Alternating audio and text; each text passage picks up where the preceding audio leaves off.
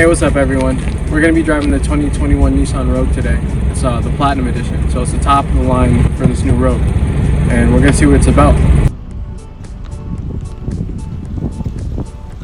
Alright, so this car has a 2.5 liter 4-cylinder engine producing 181 horsepower, 19-inch alloy wheels, Bose premium audio system, heated seats, paddle shifters, and a blind spot intervention system. It also has a moonroof. The car offers 28 miles per gallon, 25 in the city and 32 on the highway. Apple CarPlay, all-wheel drive mode, intelligent traffic assistance, and the luxury seems to be the focus for Nissan this year. This car also has cameras literally everywhere on the car, so you're not going to miss a single thing. They made sure to get the front, the sides, the backs. It's everywhere.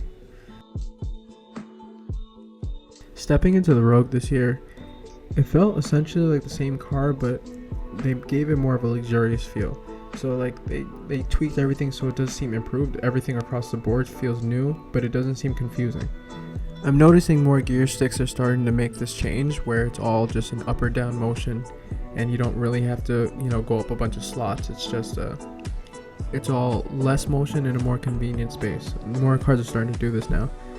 It's pretty cool. I like it. It seems simpler and a lot easier, to be honest. And I was mentioning the cameras earlier. You can see that it has the aerial camera that it makes, the rear camera, the side camera. Pretty much all your spots are going to be covered. I don't rely on this too much because I like to have my manual focus, but it's nice to have. And this is something I really appreciated, even though it was very simple. All this extra space at the bottom just seemed nice to have. Like, I've never had a car that had that before, and I was like, I need this in my car now. One of the nice things about Rogues are the dynamic mode changes that they produce. You can see the various options here. Going forward, we have snow, we have off-road. Going forward, we have the auto mode, the economy, and also the sports mode. Sports mode is my favorite personally. Looking at the top of the car now, we have the SOS feature, and then we also have our moonroofs. I think moonroofs are the best because, it's just a double sunroof. Why not have double of what you had? I love sunroofs in the first place. And this one's just like any other, except it covers the whole top of the car. Nice to have. And if you ever need that fresh air, you don't.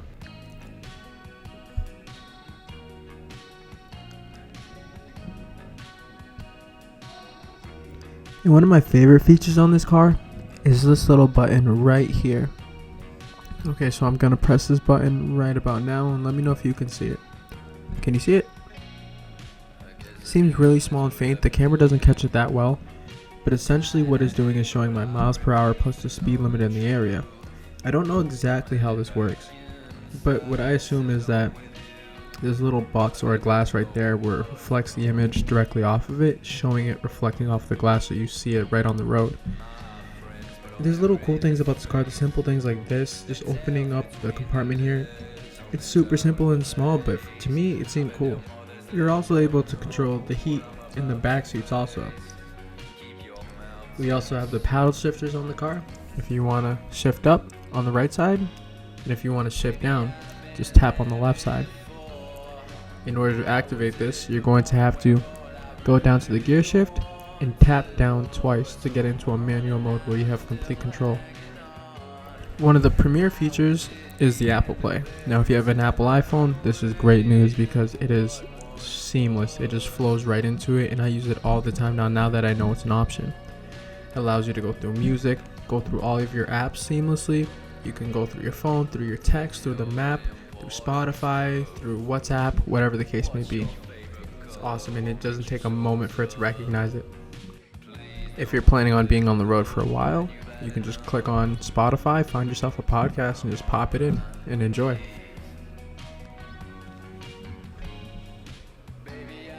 I think this is awesome too, that when I put in the directions to a location, it also gives me the option to call it, to set up a reservation or something like that.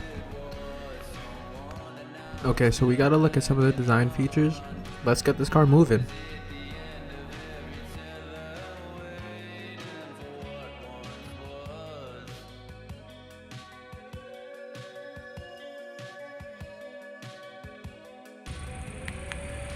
Alright, here we go.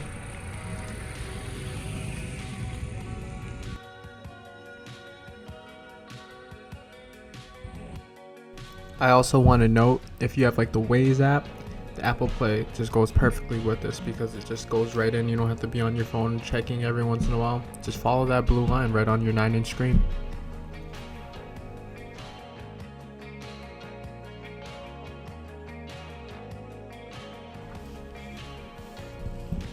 My initial impression driving this car is that it's not necessarily a car that wants to go fast. It's more designed with the idea of just being able to handle all terrains and just being comfortable. It's just a casual ride and feeling luxurious in its own way. Just enjoying the ride. Really, this car is just about just enjoying being out on the road and making it as comfortable as possible. And I really did appreciate this. This by far was one of the most comfortable rides I've had. And in a lot of ways, that's what driving should feel like, just being able to enjoy it as much as possible. Being comfortable. I keep saying comfortable, but that's how I felt in this car. The smart glass on this car is just so cool. Like just being able to see your speed just right in front of you, the speed limit in your area. It's so cool.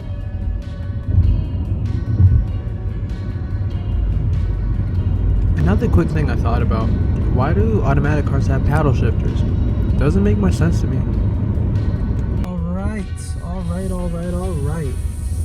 So I wish we could try out the off-road on this car, because I've never seen the off-road option on a car, especially on like a Rogue. That doesn't make sense to me, but that's pretty cool. This car is pretty versatile. So we have off-road, snow, auto, economy, and sports. I'm gonna put it into sports.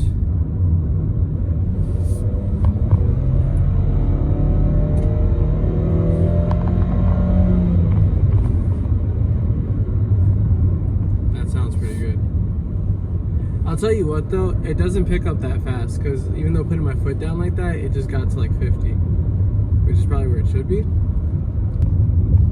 So I just literally found this out about the car. The car gives off a little rumble where there's a big pothole coming. Like it's seen a pothole coming and it rumbled the car, letting me know that that's gonna happen. That's pretty cool. Especially in Massachusetts, you're gonna need that, because we have potholes everywhere. I can't get over this smart glass, just constantly seeing it. It's so cool. I seen one on a BMW a couple years ago and I was like, oh, this is the future. And sure enough, here we are with the future. Overall, I just feel like if you're ever going to go on a trip that's a long running trip, or just anything in the city, regardless of where you're going, if you want to be as comfortable as possible, this is not a bad choice for it. I truly enjoy this ride, and it made me consider really just putting my money aside and getting something like this, just so I sit up higher and always enjoy the ride. And I think that's what it's about. And if it's something that you're constantly thinking about, or something that you are thinking about at all, maybe you should just come down to Nissan BERTERA and check it out. It might be the car for you. Who knows?